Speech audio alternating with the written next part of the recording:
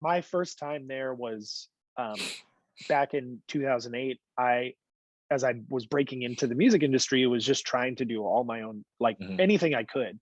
And I had connected with alternative press through a friend, and all of a sudden, like, was getting like little assignments, right? Little, like, and I think I'd had one, and I had seen this other photographer, and his story in an issue where it was like, 5 days on the road with Ryan Russell. And I was like, man, that's rad. And like I said, I was always trying to figure things out, put together whatever I could, or trying to like make moves. And MX was playing on the East Coast. And I was like, man, if I can get to Nashville for this, then I can jump to the East Coast for that. Smart. And so I decided to email the guy that I thought was in charge of just like online, like publishing for alternative press, because that's what I had initially gotten in touch about, I guess. So I contacted him. We got on and I emailed him and was like, hey, I want to do this trip. Maybe you guys would like to run with it. And he's like, give me a call. So I got on the phone with him and we talked about it. And he's like, hello, this is Michael W. Smith. Well, he was like, I'll give you a page in the magazine. And I was like, oh my gosh, that's amazing.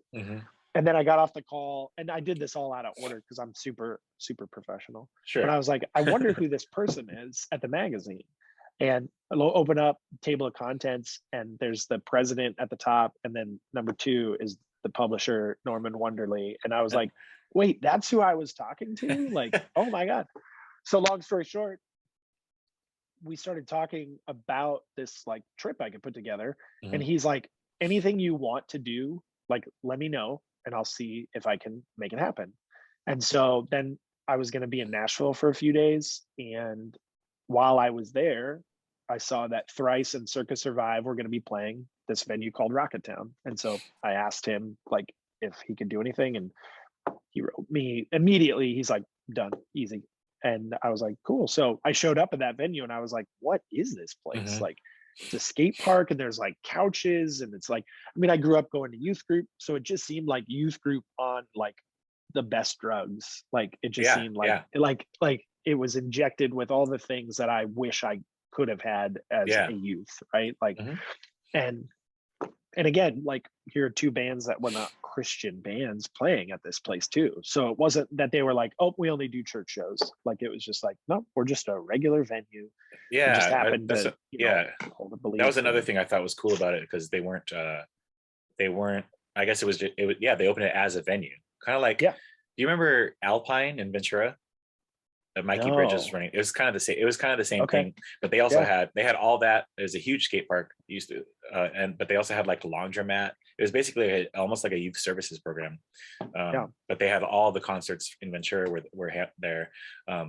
So it was just like the same idea, and I totally love that multi-concept building, basically space. Right. Well, and trying to be smart about it too. Like I mean, most people have cool ideas, and it's how do you bring it to life? But I mean, like I was just saying, like, I think about that a lot, where I'm like, man, opening a venue that is next to the record store and a tattoo studio and like a barber shop and coffee and food that makes sense for those places. Like, when I mean, you've been tattooed, like, right?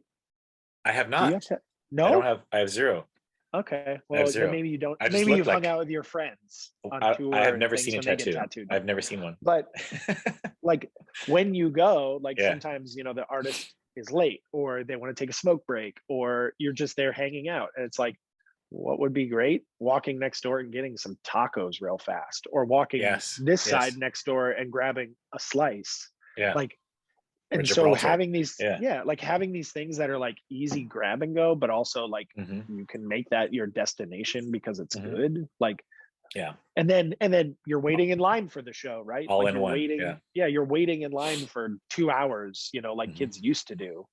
So now you're waiting in line and you're like, oh, I'm hungry before the show. I'll just grab a slice, Exactly. Or I'm going to pop in the record store and I'm going to buy a record, and oh, rad, they're going to hang on to it for me until like after or tomorrow.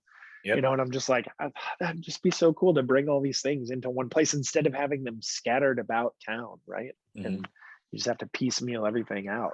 So That's it's smart. It's just, and also you're building an experience if it's a concert venue and there's all this other stuff, or no one's ever going to forget that space. Like we were just talking about, oh, do you remember this space? Do you remember this? We're just talking about right now. The Glass House in Pomona opened a record store, and I remember so did Shane. how much, and I remember how much I enjoyed having that as an option, because I'd show up to a show and you get there early, and then you're like, this first band sucks and I don't want to watch this for 30 more minutes, but what do you have to do? Yeah, no shade. I'll just go, right. Yeah, I didn't name names, come on. No, but I mean, there's always people there to see each bit, there's people right fans of each band, so yeah, exactly. And you're there for the other honestly, band. Right. And I've seen opening bands that have gone on to be my all-time favorite bands. Oh, for sure. Yeah. Name one. Useless ID. Yeah. Okay. They're so good. So good. So they're lesser known, I feel like, for some reason. Most people have no idea who they are so because good. They're based out of Israel.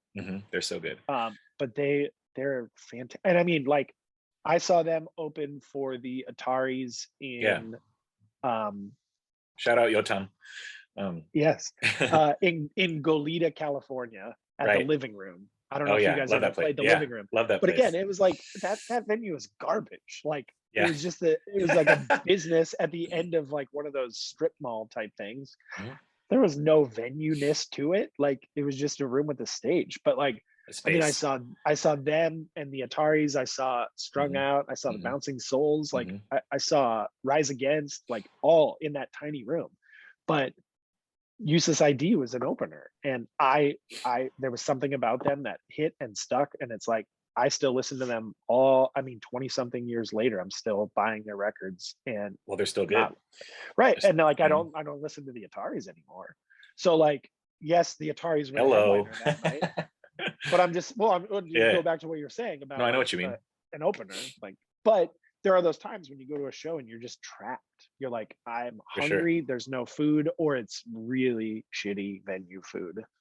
And the other side of it is like you're just bored. Like you're like, I've already looked at merch like 5 times. Yeah. Like, well, lastly on that, like I remember when Chain Reaction opened their place next door, the Attic.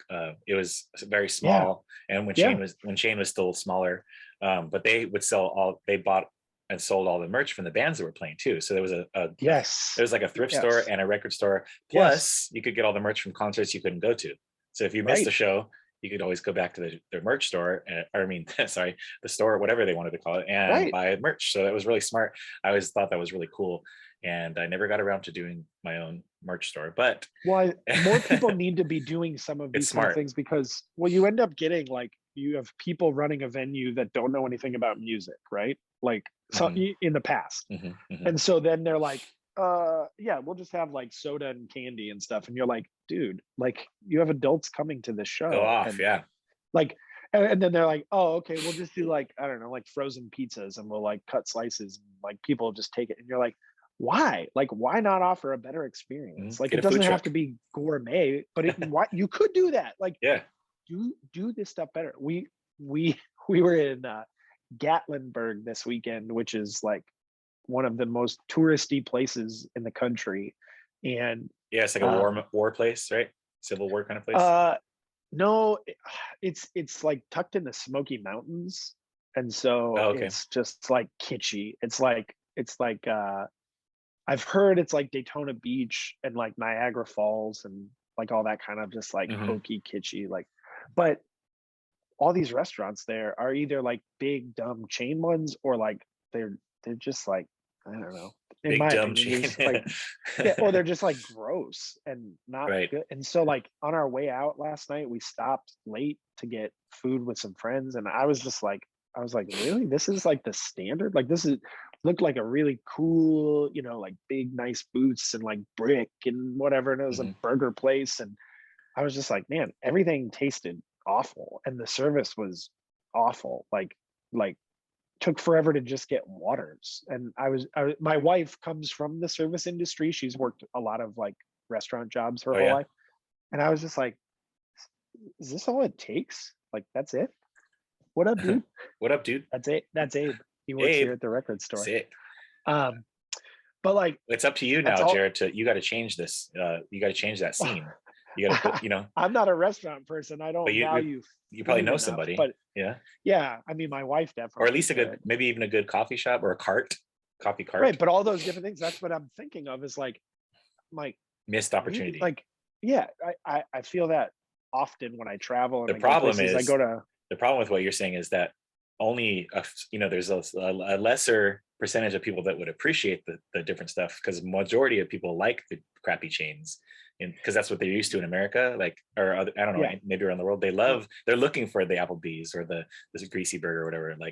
Right. Nothing wrong with that stuff, but it is a chain. But maybe a independent-minded person could open something like that, say like, this is our street burger or our street tacos or whatever.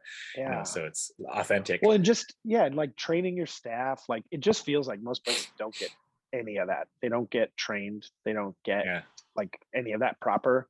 And I get it. Like, it's a crap job that like a lot of people are not getting paid well for. It can be. Like you spent a few years in San Francisco, right? Right. Yeah. Doing that. So you might remember, like, I don't remember what it's called, but there was a breakfast spot that we went to, and like they had a sign and they had it on their menus that like you were not allowed to tip because they paid their staff like well, and they and like their staff, like, I don't know, had like ownership in the business from busboy, all the way up. And I was just like, that's awesome. Like, and that's gonna make you work better. That's gonna make you care about your job. Like, you don't feel like this is just some like whatever. It was like a collective. That might have been Arizmendi. There's a place up there. There's one in there's one on Valencia Street in the Mission, and there's one in like Irving Street. But it's a company. They own the company basically. Everybody owns the company. Right. And it's just like, they're different levels of ownership, but they all literally have ownership. Right. Well, then you just don't get, like, in my mind.